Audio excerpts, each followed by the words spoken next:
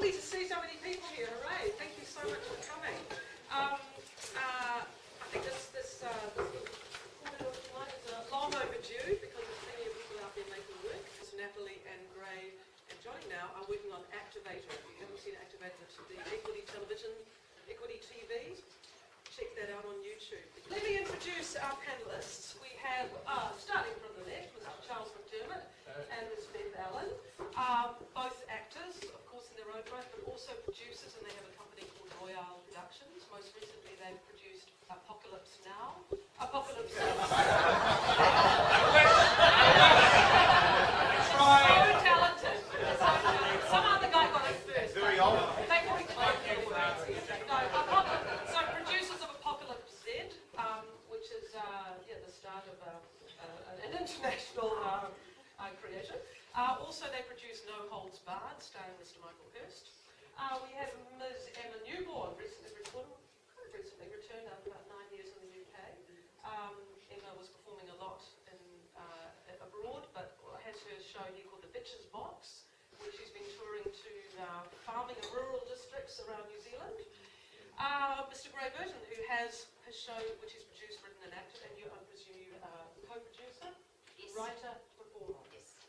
Producers in this scenario we're talking about. Gray written, produced, and performs in his show called Coffee with Elko. Yep. After a very famous character in Nelson who ran a cafe. Yes, the first cafe. The first cafe in Nelson. And Mr. Michael Hurst, who's just got back off tour 3 hours ago. So we're hot off the press. He may be too exhausted to talk, but we'll hopefully we get something out. And Michael is touring his first ever solo show, No Holds Barred. So welcome, it's absolutely lovely to have you here. So there's a real range of experiences, people who have never done solo shows. And me, yeah. I've toured my own shows, produced my own shows. That old thing. No, I've been touring my shows for around New Zealand and Australia for the last 10 years, and I produce those and perform in those myself. What I'd first like to ask you all, briefly, is why you wanted to put a show on outside of the context of, working for another company. Why did you want to put shows in? Because I don't want to have to get a real job. Okay. Yeah, that's a really good reason. Okay. Yeah. So I was at Shortland Street. I have time at Shortland Street to do things kind of in my dressing room. Charlie and I wanted to kind of create a career for ourselves outside of acting because I love acting, but it's not very reliable. So that was the name. Yep. Was that right? To be honest, it's changed a lot for me over the years. Like, when I first did it, I went, I want to become a producer because I don't want to sit there for 15 years by the phone. If I do all these other things, I can just get there for 15 years and then just give myself and all my friends work. And then I sort of, but through it, I've kind of gone, it's about the art. It's much better for the art that I just stay a producer on this project and not act in it as well. I want the best people in the best positions. So my kind of thinking has changed a lot, to be honest. I'm always going to... Well, I don't know. I mean, I feel I want to help people. So I'm trying to, with the basement, it was all about creating a platform to help others, to discover emerging artists, to give people a place where they can put their work on. And with everything we're doing at becoming a producer, it literally is just trying to give my friends who I believe are really talented some work. That's kind of where it's at. Yeah. Thank you. Emma? Yeah, I think you can spend a lot of time waiting by the phone, and it is just about taking matters into your own hands and having fun. Like it terrifies me, the idea of sitting down and writing my own show or doing something like that. So it's great. It's fun. You learn so much. You learn so much about yourself, about how you work, about creating, about listening to audiences, responding to that. Yeah, it's fascinating. It's hard. It's great. I love it. Thank you. Well, when I started out, I really started producing from Nelson. So really, there were no other professional avenues. We really did have to make it for ourselves and to make some kind of professional way to go and make a life. Beyond that, bringing the stories that we did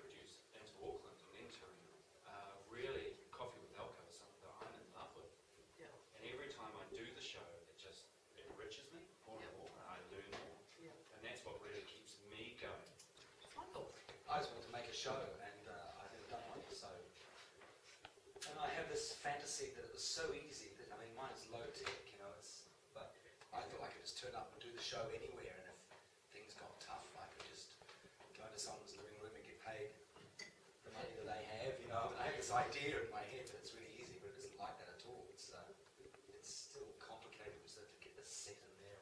It's not as straightforward as I thought it was. I have this vagabond actor thing going on because I'm not that at all. I've got a family and all of that. My main reason is that that's why I wanted to do it, not to make money particularly.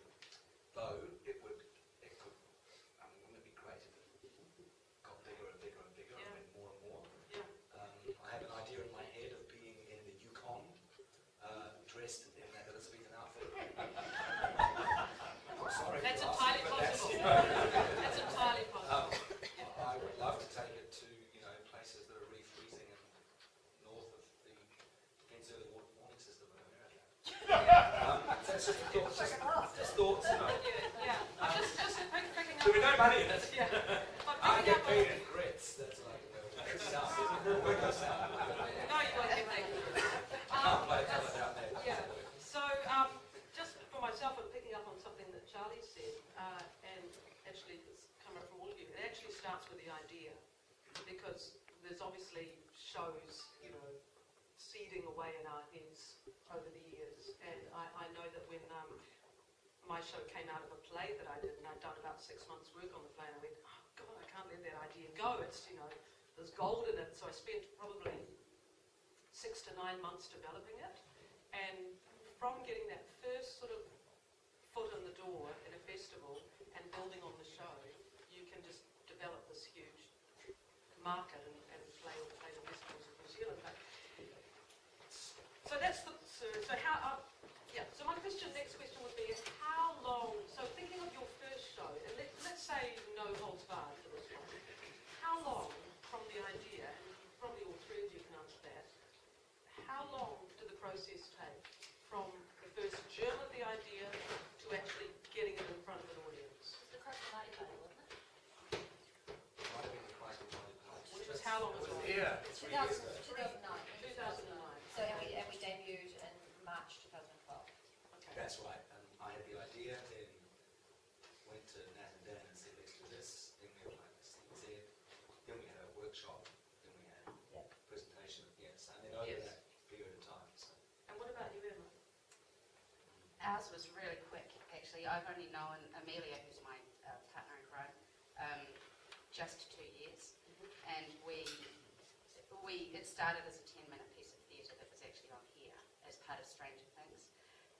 And then it was kind of the hit of the night, and people were like, we should make that a full-length show. And we're like, yeah, we should do that.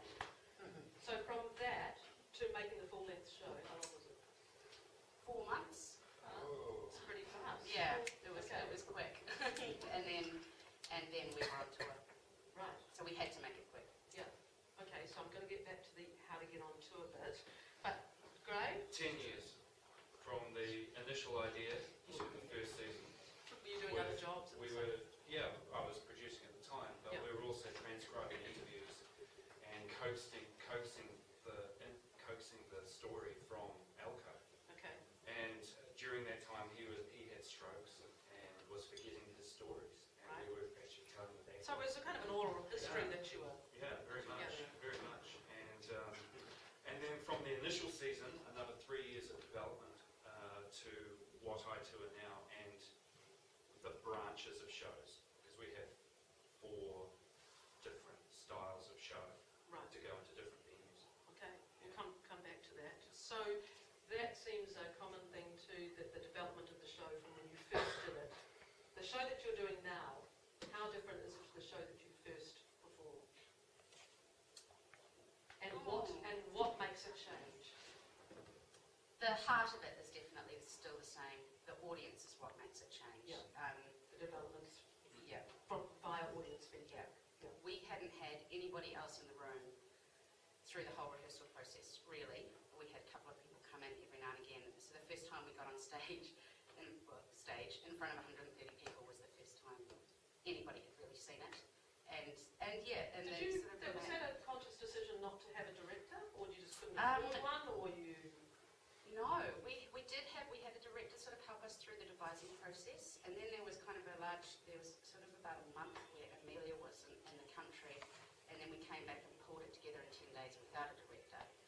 but the audience became our director.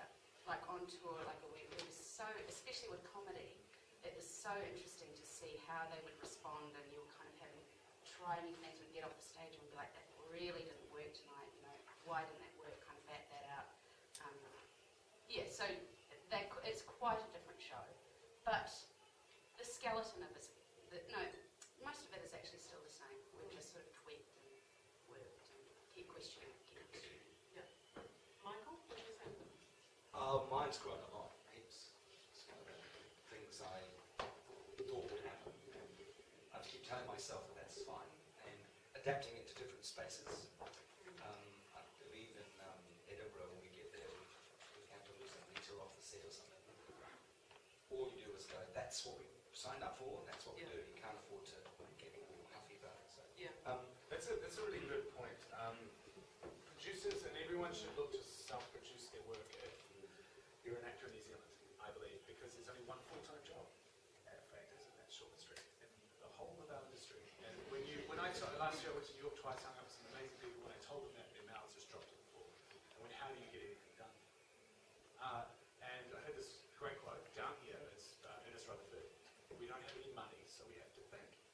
And so we have a responsibility to think into, okay, well, if I'm not being cast or there's no auditions, or what is my story? What is the thing that excites me? What can I tell? Because ultimately, isn't acting, it's about, to me, telling a story and being a vessel for a playwright. The minute I get into I'm not good enough, or that's not me, I go, whoa, that's not my job, that's ego, that's what's best for the art. The actor's job is to be a vessel for the playwright. So, I really implore people to get involved and to produce the work. And the key thing, I believe, and it's through doing it, but also through hanging out with some amazing people internationally, is optimism is the number one role for a producer. It's the number one skill is optimism. And the number two skill is flexibility. If you're a perfectionist and you're looking for the end product or the perfection, it's not gonna happen. It's hard to tour if you do that. Absolutely, and any idea, because ideas are easy. We all come up with ideas. Actors are the best at chatting out ideas. I've had some awesome afternoons at cafes talking about ideas. But the doing of it is a whole other kettle of fish. And the doing of it will never end up to be what you thought the idea was. So you have to be positive and flexible within that journey. And if you're thinking about producing your work, you should always, Now, correct me if I'm wrong, panelists, but for myself, all of that work that I put in to create the show, I did on my dime for free. Absolutely. Right. And Ian, I know you've got your own solo show. Was it the same for you? Yes and no. Yeah. You've got some development money? Yeah, well, I was very lucky with my show that ATC picked up and commissioned it. Right. I was also very lucky in that they were flexible in working with me to give me a development process that suited me. Yep. Just as someone who'd not sat and written before, Yep. we came up with a different way of writing, which was a bit of a challenge for them as well, because it's a very Yep. text-based company, Yep. and they commissioned it before there was any script. Yes. So, Which is often the case, isn't it? so they gave me money. They paid me for A rehearsal period. a 2-week workshop period, which then was followed by 4 months of work for nothing. Where they So said, there's the question. How do you go from all that period of basically preparing this stuff, rehearsing this stuff, developing this stuff, devising this stuff? Did you do this on your own time? Yeah. yeah, Yeah. To getting that first, to getting in front of people. So I'm interested to know how. Our story was we pitched to the Wellington Festival. That's what we did. Yeah. We got a small amount of money for writing, which we split, and then that was nothing. And then Yeah, of course, because you're one of the co-writers of yeah, the show. and then we pitched it at the festival. They said we like that. Commission it.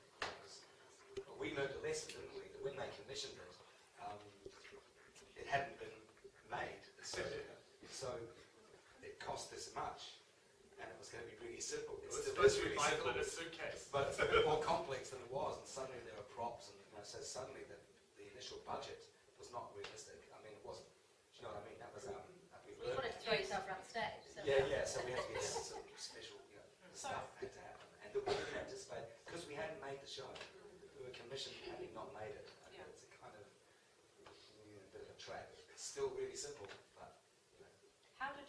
show in front of an audience for the first time?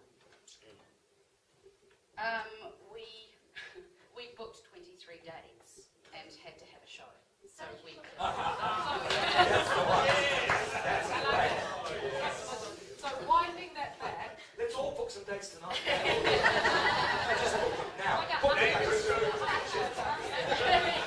you ever heard the story of is it Keith Johnson, the improviser?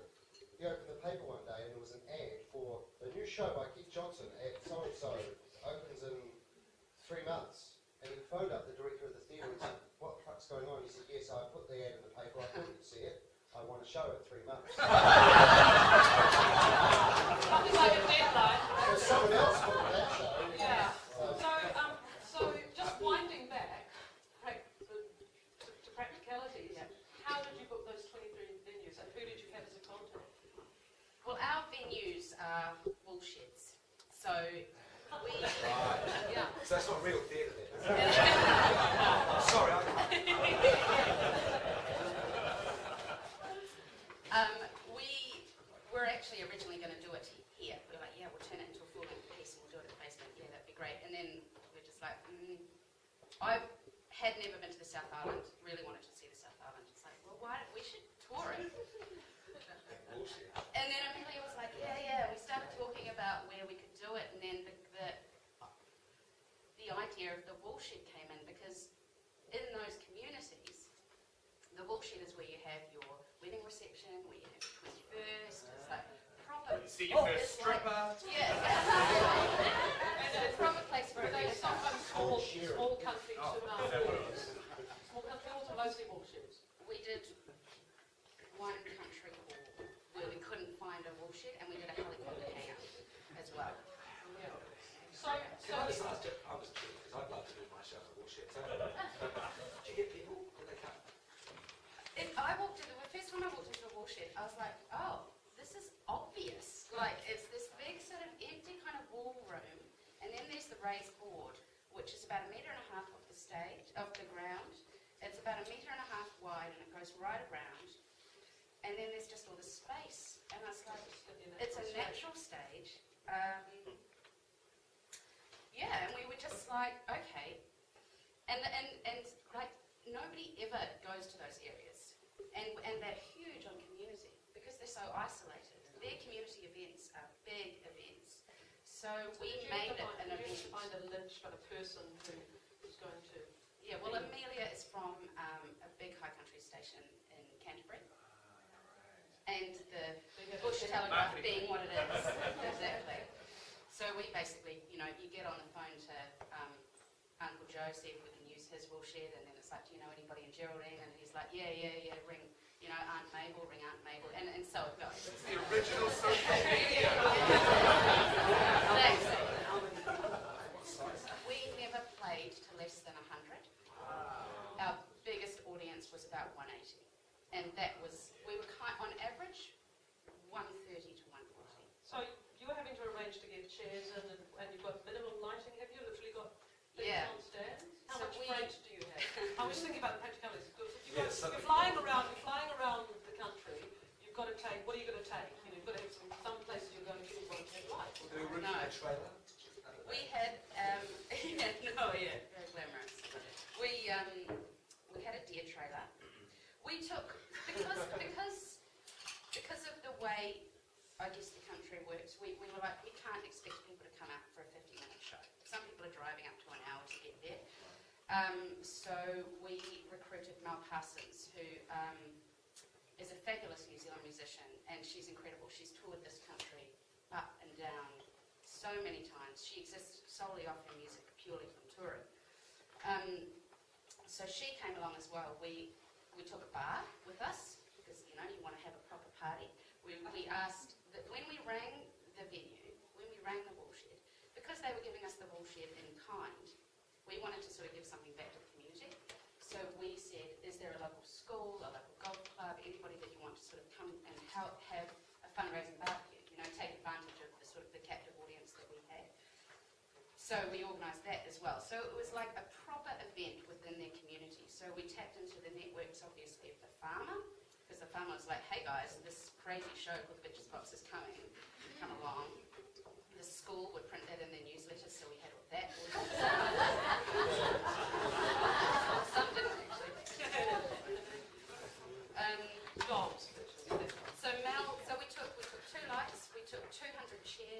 took everything. So you just All bought our goods. that around? We hauled that You around. drove. Yeah, there was How big is the trailer too on the shoot? a deer trailer's big. Okay. Yeah, it's yeah. Just it's the size of the stage. A day you didn't put it on the back of your Honda Civic. No, it's Toyota Hilux turning around. Yeah. Sounds like a great time. Yeah. There were 4 of us. It was amazing. It was very DIY, and because we were taking something into those communities, the community responded massively. I've never been so welcomed. Like I really saw real New Zealand out there. Like just generous spirit. We were always we did spend a couple of nights on bullshit floors, but most of the time we were welcomed into the homestead. Welcomed as family. It's amazing. How did you get from the show being finished to your first audience? Well, first audience in Auckland, I think is probably the best one to talk about because when we did the season in Nelson, it was for a theatre, it was in a theatre audience, and we kind of had a built-in network. But when I brought it up to Auckland, I decided that I really wanted to hit something different with this show. And so I wanted to have a show, I wanted to use Coffee with Alco and do it in cafes. And so our first season was at Alleluia Cafe. And was just, people loved it because it was just something that was so different. But also, it was a show where, as people were coming in, I could get to know them. So by the time the show started, I knew everybody's name. Yep. And it became a completely immersive and interactive performance. And did you just call up the cafe and said, I've got this show and can you... I turned up and I started drinking coffee there. And Needles your way in. Peter up there, he's always been so supportive. I know he was supportive of you, wasn't he? Oh, Yeah, I mean, he's the Yeah. granddaddy of K Road. He's supportive of the arts and people, and Yeah. he's an amazing guy. And he knew Elko as well. And that's one of the things about the show that keeps it going, is that there's always someone in the audience who knew Elko, who had a coffee at Shay's Elko. Right. And so that helps to me because the show is always different every time. And it gets talked about, as you said, it's a social media thing. It's the talking. Yeah. It does it. But Peter was really supportive. And the other thing was, I wanted a show where I could take it to a venue like a cafe and know that that place would be free at night Yeah. to use. And they would have their own audience that they could market to. Yeah. And that I could install the show really simply and do it. And it had all of these other kind of perks that came along with it. You know, you get a free drink when you arrive. Right. You get dessert that I've made that day. So you have to think quite All of those laterally. things, yeah. for this. So it's an exciting, different, interesting prospect in an environment that's kind of new for theatre, I guess. And you're not having the new huge expenses of venue hire. Yeah, that too. So you haven't had It's really good that we're able to support the venue as well through the tickets. But I wasn't aiming for a show to stick into a theatre and have huge production values. And since then we've done large theatre shows of the performances. But you can do it in living Yeah. rooms.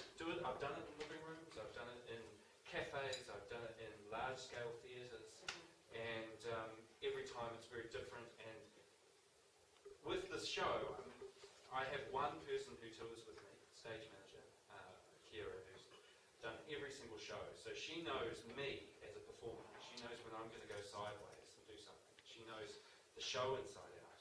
She knows if we're in a large space, she knows technical cues. If we're in a small space, she knows that she's has 2 cues and she just becomes more part of the show. So it's that kind of openness to the creativity that the space and the audience provides that's really important too. So I just want to talk for a bit about getting in front of a wider audience in terms of people who run festivals or who have venues that they need to program. And have you heard of PANS? Some of you will have? Performing Arts Network of New Zealand. Now, I think I can say that all of you and myself have been at the PANS markets, which they have. You're on the board of PANS.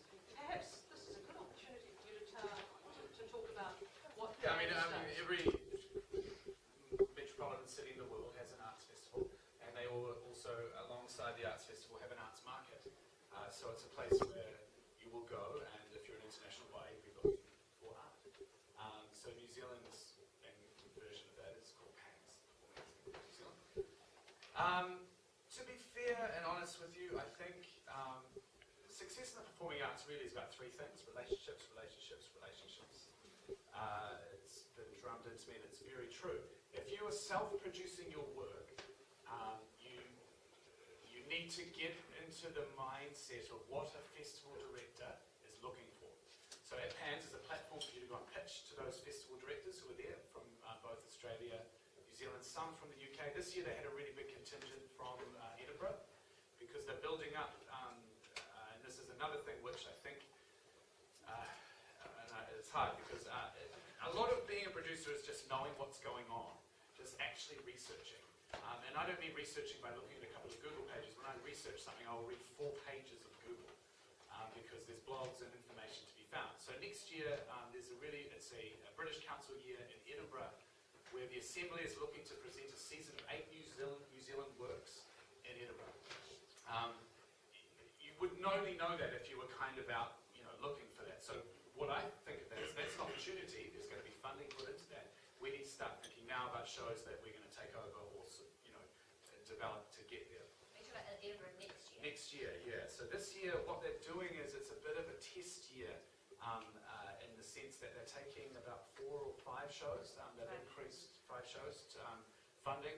So, and going to the Assembly, which has always had a very strong relationship with New Zealand. Just explain what the Assembly is. Sorry, the Assembly is one of the main venues in Edinburgh. So in Edinburgh there's a Edinburgh Fringe Festival. Fringe Festival, by the way, yeah, which is bigger than that. But I think Assembly have about 200 different venues, but they are the big producing house. There's about 4 of the big ones you want to be with. So when you go along and you pitch, you you kind of do need to basically have to. It's like having a whole lot of suits in front of you. Yeah. It can be quite daunting. There's a whole lot of people sitting there like this. They look at the board and they're doing this. And you have, I think it was 11 minutes. I think was the latest thing. 11 minutes to pitch your show.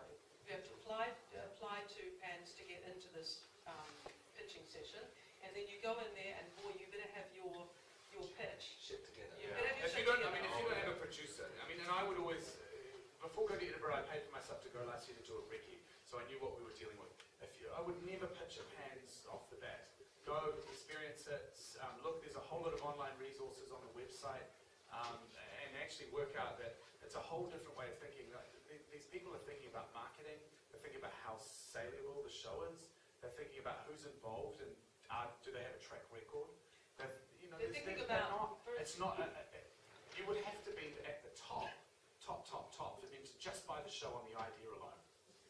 There's a whole lot of other factors that come into a decision of buying a show for those directors. Now I know that Emma, you were at PANS because you were on just before us. Did you get buyers out of that? Yes, Yeah. yeah, definitely. So we've been picked up by a few New Zealand festivals, and that's still coming through. And we got the offer from the Assembly as well.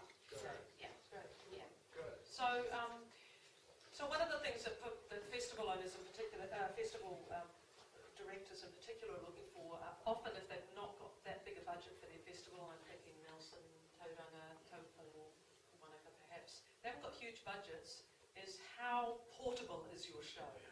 How many people are you bringing? What kind of freight have you got? How quickly can you get the show in and out? There might be a show that's on before you, and how quick a turnaround can it be to get your show, their show off and your show on, and your show off and the next show on. So they're thinking about all these sorts of things. Is it going to fit? Is it going to be a good fit for the program that they're developing for their festival? And a good way you can find that, just Google what they've done before. What have their previous programs been? Yeah. Who runs? Because there's one person who runs 2 festivals in New Zealand. One guy runs Christchurch and Wanaka. What is their vibe? And don't even attempt to try and sell someone a show which is not in their vibe. There's no point in doing that. Don't take 10 people. Well, there actually is an international kind of formula, no more than 10 on the road. Once you start adding in the But that's big scale. the plane flights, if you're going from Auckland down south, your accommodation for all of those people, the freight costs and all of that, the per diems, because you get paid by a festival, your daily rate. You know, it starts getting into big money, so it's got to be something very attractive to It's a great, if anyone's interested, there's a great resource. Sorry. What is the minimum number you could do a festival? One. Two. two. Well, Michael's with two. I'm with four, two musicians myself and a technician. So 10 is quite a big team. It's It's massive. a big team. So therefore the idea needs to be big. Yeah. It needs to be Yeah. innovative, and, you know. You can talk a little bit about Carnival Souls in that regard. Yeah, I mean, Carnival of Souls, does you know what Carnival of Souls is? So it's, we've been touring it for the last few years. It was commissioned by the Auckland and Christchurch Arts Festivals. Basically, it's a movie that you watch and all the sound elements are recreated live in front of you on stage. So there's a live Foley artist doing all the, leaves rustling and all the walking around with high heels. Actors, Cameron is one of them as well, revoicing and syncing with all the ADRing all the actors, and then a live band doing a new score. And It's 16, and it's a great idea.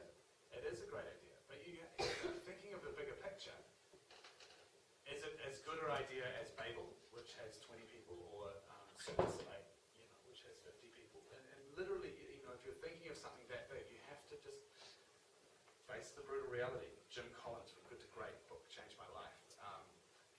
Face the brutal reality of your idea and where it's at, and know your environment. You can't attempt to try and do a show which is immersive or interactive if you've never experienced or read about Punch Drunk or Gob Squad or all the international examples who are cutting edge in that field and who are the biggest names in that field. Yeah. And Is you anyone doing? research- That's right. Is anyone doing the same show that you're doing? Absolutely. And That's really important because you can, if you won't be picked up by festivals if there's someone else who's doing the kind of stuff you're doing, and who's closer to Germany or France or England or something like that. Just getting back to practicalities again. So you have your idea. You have a group of people who you want to work with. You need to come up with some kind of budget. So I'm interested to know, did you start, was that something that you paid fine attention to in the beginning, or did you sort of do it on a wing and a prayer and then let it sort itself out? Both of you must have. Yeah, we didn't really budget.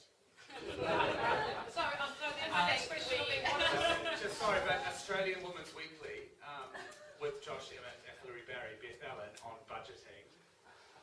It doesn't even make any sense what you just said. No. You are now going to explain it.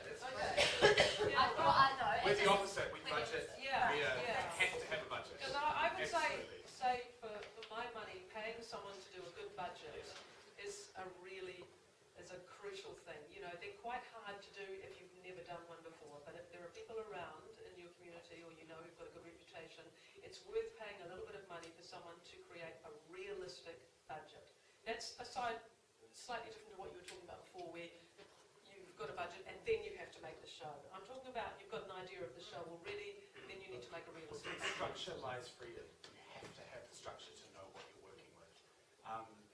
Everything comes back to good planning. In any business that is ever successful, they will tell you that it's about hard work, absolutely, but it's mostly about good planning. And budgeting is just planning. And it's not hard. You don't need to get someone to do it. Get someone to show you how to do it. Because it's easy. One of the best things that I ever got was Jennifer's touring budget. I said I From don't Andrew Melmo. I don't know what these numbers are because it is really. I will give you a template. Easy. Yeah. You want to know how much it costs to put people on the road? Just ask. It's the blight on our thing that on our society that people at school. I wish I was taught financial literacy. Because once I worked it out, I went, oh my god, this is easy. Like I can clock the game now because, but it was so mystified and nobody told you how it was and credit cards are all there and all that. But yeah, budget. Learn how to do it. Take responsibility for your own finances. You are all individual businesses as actors anyway. You should know. know now that you wish you'd known before when you started touring?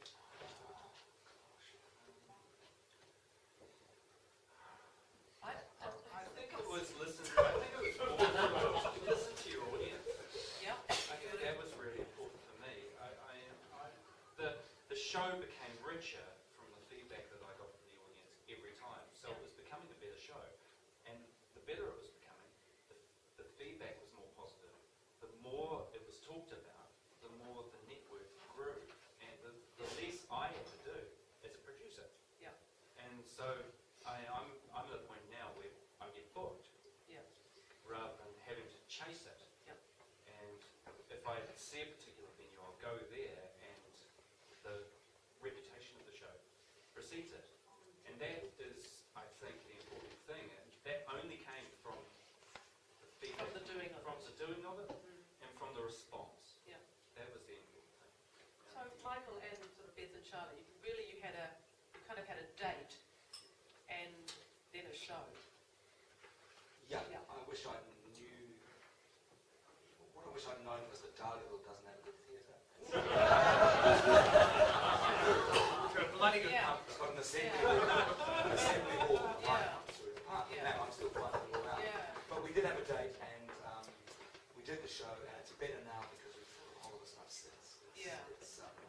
Also, And all that Michael, I stuff mean, that you want to to be fair, you know, you've had 30 years experience, you direct, you intuitively understand what the relationship with your audience is. Yeah, that's all nothing. I mean, that's not. I just think that's. But you were keeping a diary the whole time of what worked, what didn't, Yeah, you were yeah. trying things. I watch you, we talk about it. Yeah, I mean, and it's all self-directed, and that's the thing. You have to. No one else is going to do it for you, you know. And But that Michael's a stuff, shining to me, example that stuff of is just about your job and common sense. The actual mechanics, like, can I go to that place? Can I do that? Can I tour to the States? Can I do that? Yeah. That's the stuff that's tough. That's, And, I think all the other stuff's just. and you can probably attest to this. It's actually quite tiring touring your own one-person shows because generally you're doing quite a lot of work outside your actual performance. And you're doing it sounds like a shit. Yeah. Yeah. Outside of your actual performance. So there's Yeah. all of that stuff in your case of actually getting a venue ready Yeah. and everything that's Yeah. accompanying that. We did To actually taking a minute to go, right, I've got to actually perform As this. opposed to Yeah. turning up to a venue Yeah. and it's all done Yeah. for you. Yeah, that's right. And I think that is a real, you both have talked about this, about the shock of the venues actually not being up to scratch. Sometimes you walk into a venue that's absolutely fantastic, you go, and then the next one, you're having to clamber over ridiculous things to actually get onto the stage, which is quite distressing, I think, sometimes. So it's not, you don't have the support systems unless it's a really, really well-run festival that are going to help you. You have to be prepared to run the fly. You do. I had to pull like last season of Elko, I had to pull it off the stage because the stage just didn't work, and put it slap bang in the middle of the audience. Right. And because you arrived there, there was no time for you There to was get no on that time. night. There was no three-phase power. There was no. Yeah. You know. What have been some of the, have you had a nightmare that comes to mind? Our second show. Second ever. Second ever. So we'd had this amazing night. Like, I think the first audience, there were 130 people. We were like, wow, they actually laughed. That was amazing. We were emotionally shattered. And we were like, okay, right, on to the next one. And we drove 2 hours down the road. So we were doing everything. We would turn up, we'd have to set up the chairs. We had a 9-metre wide red curtain that we would string up. We had lights, sound. We ran the bar. We did the box office. We literally. How many of you? There was Mel, who was performing, Amelia and I, who were performing, and Tom, who was kind of our everything guy. So we had everything to do. It took us about 2 hours by the end to sort of set everything up, and then the first audience would start arriving. But our second show, so we'd only set up once, and that took us 2 days because it was all very new to us. We turned up to the woolshed and there was a full shearing gang going. Not clocking off till 5 and the show was on. Well, the audience arrived at 6 for the fundraising barbecue. And there was a journalist there from Country Life who was desperate to take us away and have chats and have photos. It was amazing. I think touring, when you're in those situations and you're having to kind of deal with that, is how important your other people are and how respectful you have to be when the shit is hitting the fan. Like, just to know that you're gonna, to really sort of band together, leave your egos at the fucking door. Like, Absolutely. you know. Flexibility, man. Yeah. If you that perfectionism about this is the way it has to be, it can't be that way. I mean, our roof got ripped off in that storm, the zombie apocalypse. You know, we just had to make the call. You know, and we made the call at the start. We went with the cheap option because we didn't trust the product. You know, but now we know it's a commercial product. Great. Now we will know that forever. But it's the thing. You absolutely. You know, you just got to be ready. Leave it at the door. And you know what? And the other thing. Good to great. CEO, leader, producer, whoever you want to be, if you're the leader of an organization. You know, the good ones, when things are going well, they look out the window. It's about you people. When things are going bad, they look in the mirror. You know, it's about them. What am I responsible?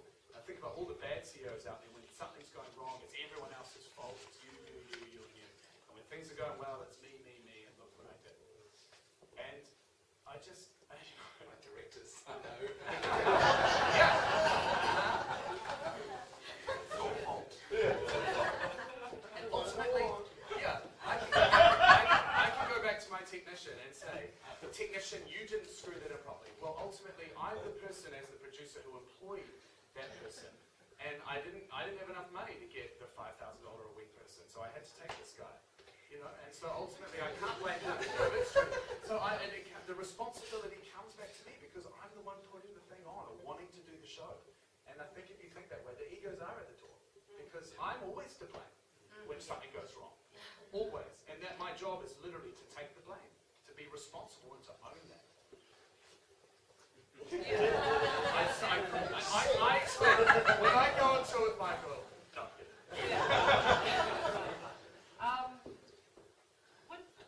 Does anyone have a burning question?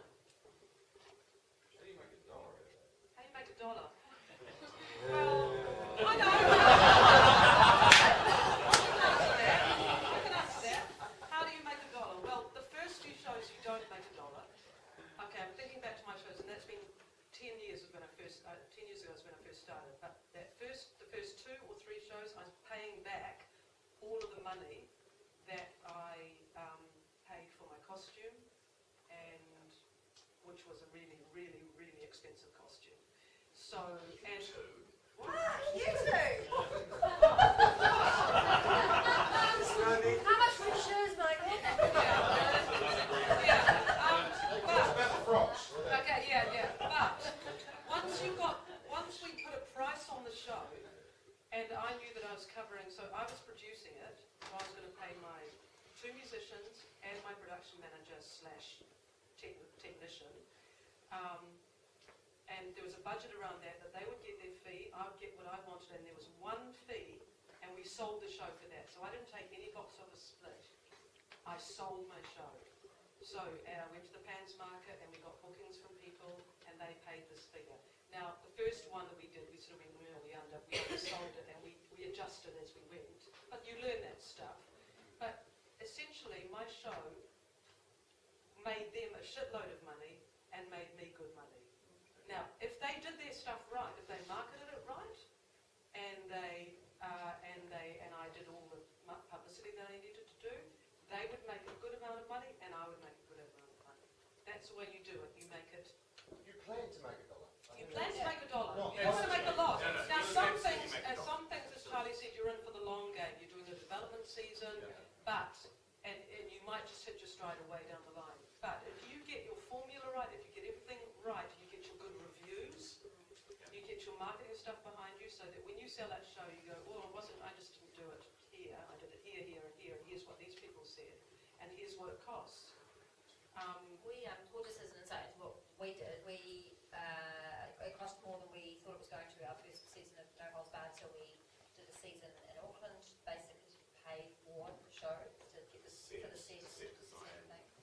But then we had a set that we knew we could travel, we had a show that we knew we could sell, we had a great product, so then we go, okay, now we do. I mean, But you know, I'm the not stuff sitting there full-time doing but the funding proposals, the talking, the me going to New York and pitching to people, you know, all of that stuff as the producer, exactly. It gets So- paid back because you've now got a product that can make you money going forward. Yeah. That's like So any business. my musical director, he and I put the hours in. We put in months and months and months of work. So I gave him on every fee, I gave him $100 royalty. And basically, he's well paid back for all of those hours, and probably now, so am I. So, I think IP is it's a really tricky conversation, collective IP. And There are no IP. intellectual property. Who owns the rights to yes, something? yeah. It's really hard in New Zealand. You'll be hard pressed if you went out there right now, had an amazing show, and wanted to get a producer. The producer will always take a percentage of the royalties, always. We don't, because I believe it's not the only thing I do, producing, so I don't need the income from that. And I believe that there's a much more equitable way to do things, which is why I'm involved in equity and part of it. For Zombie, we do, purely because I'm a creative producer, so my IP is intrinsically involved with that production. Mostly what will happen is that you as a creator say, this comes back to research, so most of the well-known one-man shows who tour to Edinburgh to New York are about real people. Yeah, real people with a real story. That's a thing that most people, if you look at what's done well, it all comes back to real things. They will get their money, the 10% in terms of, or they will own the script of that show, but in terms of the marketing image, any kind of set design is usually owned by the producer because they have paid fees to a set designer, to a lighting designer, and to a designer for graphic design. So it's a really tricky kettle of fish, but as long as everyone's on the same page, Yes. actually anything is possible, and there's no standard of 10%, it is just, what is the agreement? There is for writers, there's a New Zealand standard, but the agreement that you create with your creative is ultimately what is set in stone.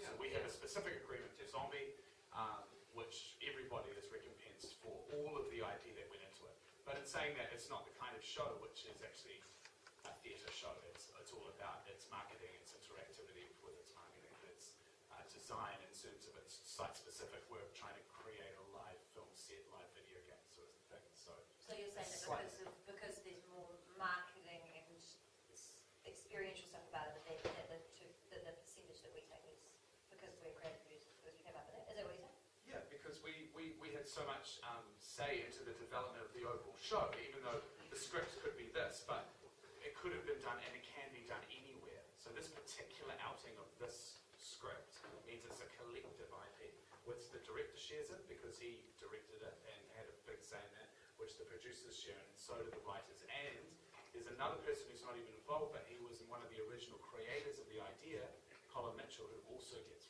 recompense from that. But we came up with that together. We nutted it out around the table. We went, what's fair and reasonable? Yeah. And Yeah, there's no standard to that. It's just a It's a really good point about getting things clean from the beginning. And I'll just remind you that on the Equity website is the co-op kit, which is still in development, but it is a very useful document, as a base document to start with for getting shows together. So just check that out on the website. Pardon? Yes, it's got, hasn't got a budget template on it. just email me. Yeah, actually, that's something we might actually add to that. That's a very good point. It's got some sort of, not detailed, but it's got some sort of what you might want to split the money, who you might want to split the money between. So yes, but not at a quarter level. I think that's what we could add to that. But that's a very good resource to check out on the site anyway. If anyone's got any questions in terms of the avenues for making a buck, like I know and have got money from all of them, except the lotteries commission yet, but that'll be later. Yeah.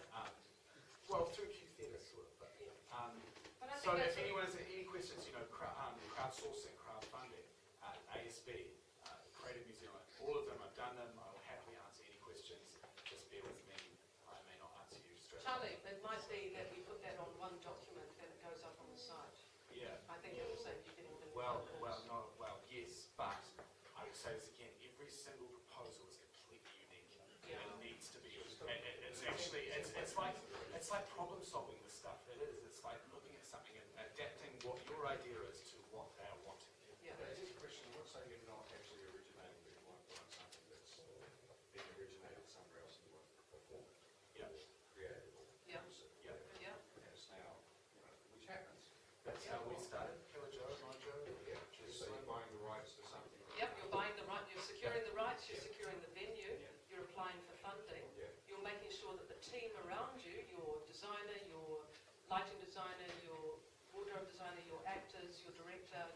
are in place and there's a clean unit. Where are you at with that? You just know a player, you want to put it on. Yes. So you know a player, you want to put it on. Yeah. Well, I would come to the basement purely as a producer because there is no risk anymore. Now bear in mind with the basement, if you do your research, it can only do 20% a year of non-New Zealand work. Oh, okay. So New Zealand work of 80% of its year, of a whole year, it needs to be New Zealand work. 20% is international work. So, you know, you have to, within that I need to, you've got to slot it and know that it's a really good international work, why you're doing it, the who, what, when, where, why, how. Any Creative New Zealand at present, we're under national government, they look at it as investment, as a business plan. You are just literally writing a business plan for Creative New Zealand. For the Auckland City Council, slightly different, a little bit more amorphous, you get more into the idea. ASB, more so like Auckland Council, but certainly CNZ, very, very crisp and clean. And any funding that you're going for, you need to know what you're up against. And think into the people who are sitting around here, the caliber of names that are here, the Indian links of the world, the red links of the world, that is who you're up against funding rounds. So that is what level do you think they're at? And that's what you need to try. You need to think about your audience too, and connecting with them. Is the work that you want to produce something It's that got a actually market. has a market, has people, and is How it would you the know- how right would you know that? venue for the audience? How- Well, sometimes it's trial and error. Yeah. But I mean, you have to go with things that you love. Don't you? But So you look in the market and you Yeah. know what's worked. yeah, Why did you it have work? to look in. Do you read into That's why I the asked the reviews? question. Yeah. You know, it's just good old-fashioned hard yakka research. Yeah, this is a Not combination rocket of science things. to it. We brought, coming back to Auckland, I brought Blowing It, Steve Paxwork, up to the Pump House. And we had a very light season. The review said, that's one that should have come to the basement. You know, and it would have had a huge audience here, and yeah, it would have. I only say basically you because do- for me it's about risk. So if I'm putting something on for the first time, I've never done anything before, do you not think I'm going to choose the option that is the least risk to me? You know, that's just common sense to me. Now, people I know and colleagues have gone, I'm going to put this massive play on at Q Theatre or wherever else and lost thousands and thousands and thousands of dollars. Now, that's good, but I would argue, is that what it is for the art? No, no, that might be good for them, for their ego, but is that what's best for the art, for the work, for the international writer who went through years and years and years and years of development for you to get those rights to put that on? You know, we want to do service to them, as I say. And also to jobs. yourself, like you're not used to our industry broken, not wanting to do it again. Like give yourself a And being a shot. cowboy. And it's hard, we're in a cowboy's market in New Zealand. You know, there's a famous saying across business, which is you literally can get away with murder here. Really? Yeah. Who says that? You mean real? Oh my God. We've got a question up the back. Hi guys, thanks, I really appreciate the discussion. Just wondering, because I'm interested in mounting scripted plays, buying the rights and taking the risk there, but in the current, slightly right-leaning market in New Zealand, are we better, do you think about creating our own work as you have done, and think about the long-term longevity of that, owning the rights of that work and developing it and making it places? Or are we better to, like I'm interested in doing, taking the punt on the quality of an international work that's already proven, small cast, working venue, whatever, and forgetting about the funding options and taking a punt on that, which is You're at a crossroads, Vanessa. Yeah. You've got two options. One is absolutely the market will always want the international work. So in New Zealand, we believe anything that's from overseas is better. On the other hand, you'll need more funding, or you'll be working with this 80-20 rule. You know what I mean? Where 80% of the work, this New Zealand work, will get funded, whereas the international work will don't, because the funders already fund silo ATC to already deliver those international quality works. I think you should do it. Jennifer and I are looking at doing an international work this year. Are you localising? Or are you Or we want. going to localise? We don't need to. So it'll be You it'll could be do a bit of it an accent. No. But it's not. Sorry, No, it's not not the in a original very New Zealand work. We're doing a. Oh, yeah, no, right. Yeah, so, like, So it's localised, yes. Yeah. Great, great. I.e. it's It's a Canadian. Canadian Britain play, you're talking in New Zealand accent. Yeah, because Oh, there's sorry. nothing in it that says it's from Canada. No,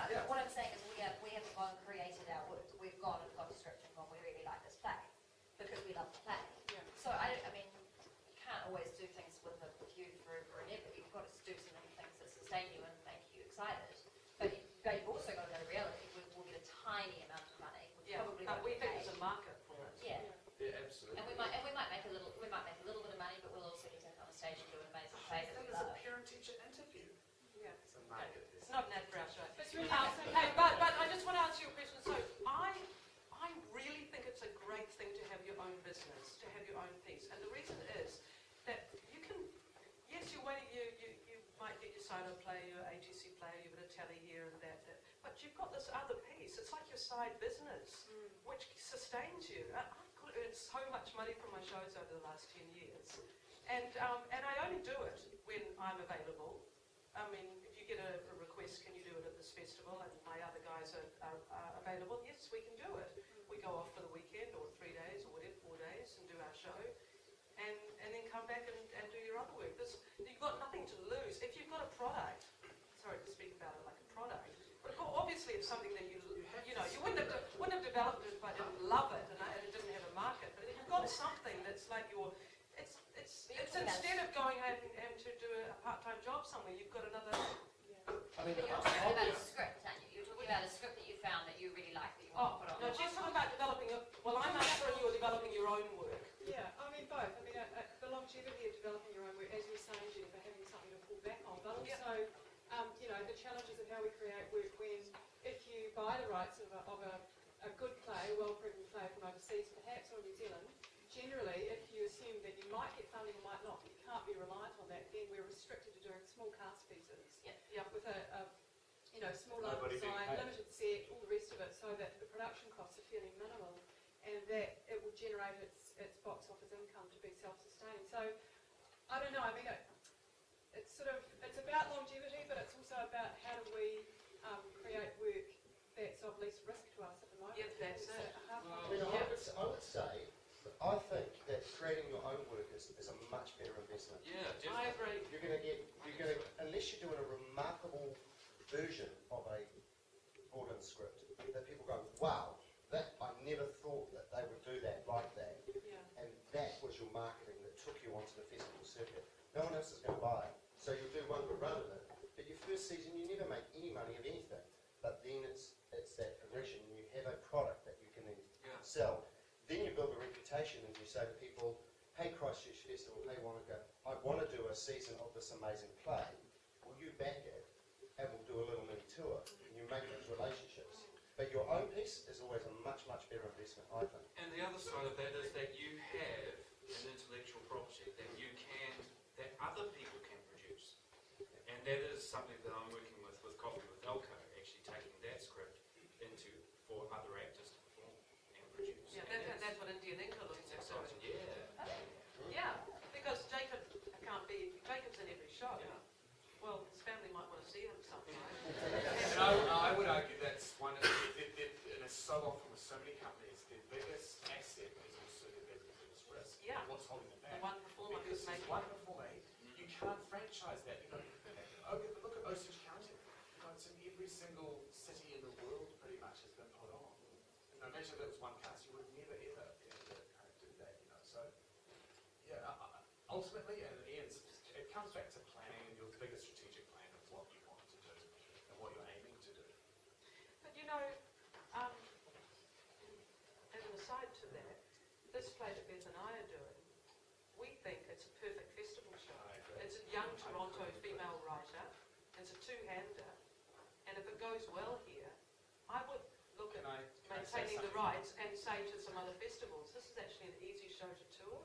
So you just got to look at the parameters. I agree, but I guarantee you that no festival would take it if you were speaking in Canadian accents. Because you localise it and will speak in Kiwi accents, they will take it. Yeah. And that's the brutal truth of that. Yep. Like we are then. No, because they're funded by local government and by community organisations to deliver a community program. So. Yeah. Okay, Anthea. Hi. I'd just like to ask a question from the point of view of someone who I'm not known. And if I wanted to create a piece of work or create my own story or show or whatever, obviously talking about selling to Pans and the arts festivals is something which I think I would have to look at in the future, not immediately. So how would you kind of break into kind of providing something which is going to be taken up? I mean, obviously working and developing it and creating it, would you put on a show at the basement Yes, and hope that you'd someone probably notices? try and get some kind in front of some kind of audience. And I think Hands there's a criteria for don't hands. actually take any pictures unless it's at a previous This is season. how Yeah, yeah, There's that's another what I thing thought. called the Breakfast of Bright Ideas, which is for new ideas. But to my knowledge, I don't know Yeah, you need anyone to have who's been in been front of an commissioned from the audience. Breakfast of Okay, Bright so it'd And be, so that's all part of your development. That's what you're essentially giving your time free to do to Yeah. get it up to a certain point. So you want to get it in front of the house. If you're lucky, you can get a review. Yeah. And then you've got something to. I suppose the studio is really great for that. If you know, the studio Yeah, studio there, yeah. It's chips, chips. There's, you know, you get the good idea of what people like and what works and what doesn't. You have 5 or 6 shows. We give, Janet McAllister, so she often reviews for the Herald. We give her a pass for the year to see any show. Her penance for the pass is to, if the artist wants to write a review, whether she's reviewed it in the Herald or not, because a quote from her is as good as a quote from the Herald. Okay. But you need to, but that's a true, you've got, if she didn't like it, she's not going to give you the good, she'll write an honest quote. Yeah. So Oh, you mean you can email her and say, can you give me a quote? we give her, the basement gives her free tickets to anything, so you just invite her along and say, I'd like a quote from you, because often, unfortunately, there's 157 shows here, different shows here this year. She doesn't want to write a review for You everything. can see 157 different shows this whole year at Yeah. the basement. So that's what we're all up against, but this is wonderful. Places like New York thrive because there's competition. Because I want to give all of my skills over so someone can get better than me. So I've got to get better than them. And then, do you know what I mean? And then we've got a vibrant industry. Like it is. If you don't look at what the level where other people are working or what it takes, and you can't meet that, then you're gone. And, Okay, and so everyone can get there. That's the point. So you'd say for, people who are coming out of university or studying, they want to put on a show to put it on at the basement or something similar, or upstairs. Are you putting it on because you want to produce the work, or Yeah, because you because want I'd want to create the work? Because you Create want to and then produce the work. and do the whole thing. Repetition. You can only get better through repetition. Yeah. The more you do it, it's 101. I would argue that who cares if you lose money on your solo show outside of being booked on the Auckland Days or Almighty Johnson's. You should be doing it because it's repetition. Like rugby players don't just stop playing rugby. In between. Well, I training wouldn't be and doing- looking at it to make money at this point, but it's interest, it would be simply to Just to get it be working. getting out there that I Just to learn how to do it. But If it became something but I which would encourage you to think that it should be another income for you. yeah. Absolutely. I mean, yes, of course you put the time in to get it going, but it can't be, we can't just be giving our work away for the rest of our lives. You can make a buck from it. You can If if you're you're a willing to work hard. If you're a self-producer too, you have control of what your audience can be and what it is, whether you're working with a venue to create an audience for seats or whether you take it into people's lounges and create seasons like Justin and Jacob did with Christian's Theory at the very beginning, and now playing huge audiences, you have that creative control. You can take it into cafes, you can take it into people's houses, you can do it on the street, you can do it in the car park. And I think the success of Bitches came from us being really specific. We were really specific about who we were making our work for. Yeah, and then we took it to them. We didn't put it in a city and go, hey, come on, Come on, friends. no, they wouldn't.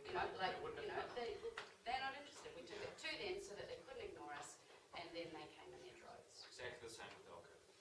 Now, time's getting on, it's 7:20.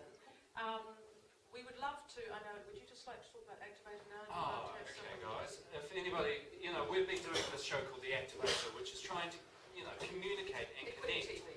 with members about issues and also about things that are coming up. So we've been filming tonight, and we'd love it if, afterwards, we'd love for you guys to hang out and to connect with each other. But also, if you've got anything to say about equity or anything like that, the camera's going to be out there. What you've heard tonight. Yeah, Yep. what you've heard tonight. And we'd love you to connect with the other members around New Zealand as well. So, And can I just say, Actorvator is a great way to promote your show. If you've got any shows coming on, you'll get it on Equity TV. yeah, that's right. And then it spreads through a big social network. So head to Gray or to Yeah. Tony over there, or Natalie there, Yeah. who's both presenting Actorvator. And just to wrap up, look, this stuff is it's big stuff. I'm here. If anyone wants to email me or call me, just do. I have limited time, but I mean this. I'm going to give everything away because I really believe that people need to learn and upskill. And so let me give it. So if you're keen, please just email me. Yeah, me too. Me too. I am specifically employed to work with emerging artists and to help developing artists. So if you do want to connect about your work, then come.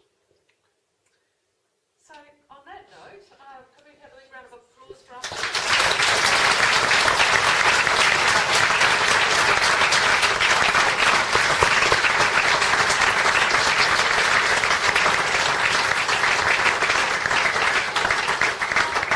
Please do check the website for professional program stuff coming up. We've had some amazing things and will have some amazing things coming up, and of course they're all free for members.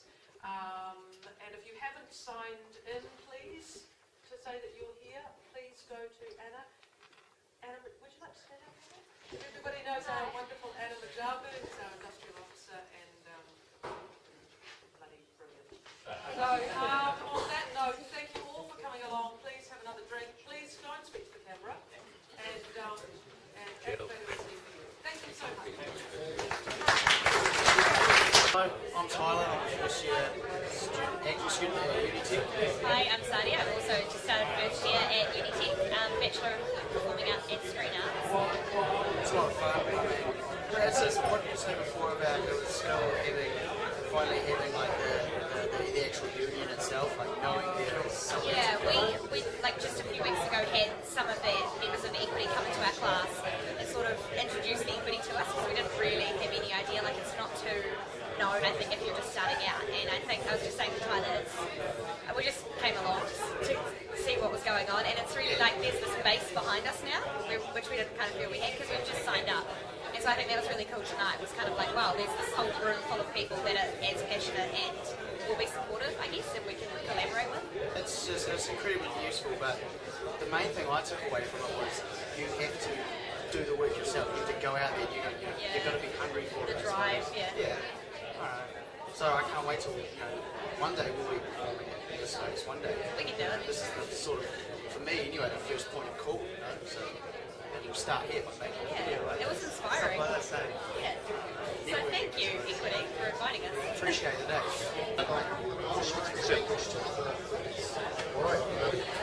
We're all emerging artists. My name's Jason. I'm Kieran. Danny. Yeah, I'm Eric. Basically, because I'm still studying this year, I'm still training as an actor, and the stuff that they were talking about from the artist in the industry was quite, it was huge to be able to come along and just experience this as almost a profession, and I'm not even 1 year, so it's really cool to get their insight.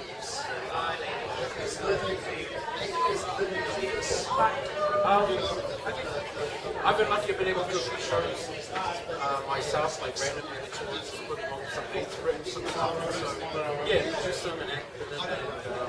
Yeah, it's a lot of work. And I'm just sitting here on this one tonight. Just reinforced a lot of things, gave me a lot more weight. I've got ideas that I still want to do. But yeah, no, it's great. Yeah, really grateful to be part of the acting industry, and it's good. Like, you got the base stuff that you sort of see each other around, and so it feels like it's time to but no, yeah, great. I really enjoyed it. Networking is always a really good thing at all these events. Yeah, definitely. Yeah, this was really good. Learning a bit of the ropes of some of the tricks that other people have learned. Because we can open up live to make these things ourselves. So that's been really good. Even I've been writing so much short films, so much plays, but some of that stuff applies across the It's been real good. Like, I'm in the middle of writing some stuff. I'm kind of just beginning writing some stuff, and it's real good information for me to like know where I'm going to be getting real soon, because I'm just at the first stages now. Especially if they're both there, there's no words, just create your own sort of stuff. Yeah. It's an exciting and scary piece. I'm fresh. It's completely new to me. So, it's good.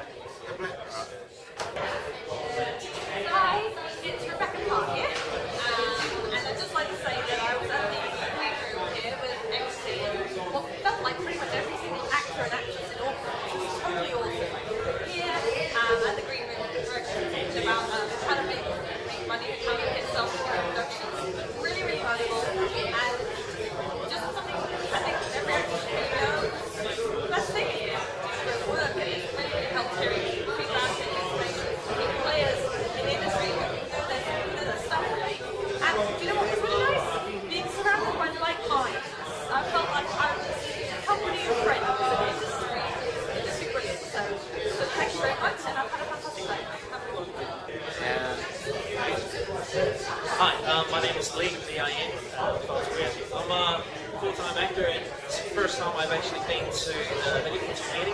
I really loved it. Learned quite a lot, especially about like finance and boosting your place. And so I'd like to say thank you for all those who are actually on the stage, especially Michael. Thank you, Michael, for taking a photo with me for my dad. He's a big fan of me. Thank you. I just want to like mention that we do have a theatre play, which is called Found in Aotearoa. It's about all the poetry of all New Zealand artists all around the globe. And then we actually, summing it up as theatre. Theatre play, but more like in poetry and tap back, and it'll be happening in July. So roughly between the 27th to the 25th of July. So watch out for it and we'll have a Hi, my name's Alison Everett-Mills, and I want to say thanks so much for tonight. I have got so much out of it, especially about the business side, about being prepared and rehearsing, and something can come out of it